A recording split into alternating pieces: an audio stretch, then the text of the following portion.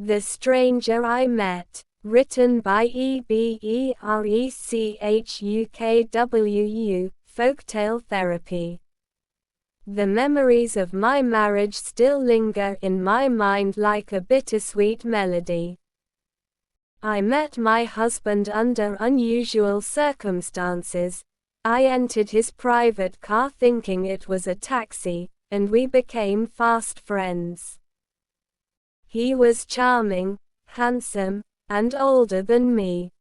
We started dating, and despite our age gap, I was drawn to his good looks and charismatic personality.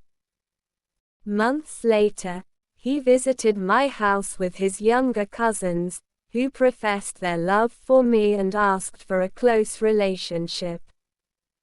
After I finished writing my WAEC, he proposed to me, and I was torn. But then, a fair, pretty lady visited me at his house, introducing herself as his lover. She warned me about his intentions, telling me he would never marry me and was only using me. My curiosity got the better of me, but my husband-to-be convinced me she was just a bedmate and nothing more. Despite my reservations, we got married, and I became pregnant with our first child. The bride price wasn't paid, but we had a big wedding when I was 8 months pregnant. After our son's birth, the bride price was paid, and my husband's true nature began to show. He was controlling, arrogant, and violent, often beating me over small things. I would run to my father's house, seeking refuge. Despite the challenges, I loved my husband, his siblings, and his town. His father, however, treated me like a goddess, and his love humbled me. I struggled to balance my studies, working as a teacher in a private school to support myself. The experience was grueling, with long hours and meager pay. However, years of our marriage were a rollercoaster ride of emotions. My husband's behavior was a mix of loving and caring, but also volatile and violent. The beatings and quarrels became more frequent, and I often found myself running to my father's house to escape the abuse. Despite the challenges, I was determined to pursue my education and become independent.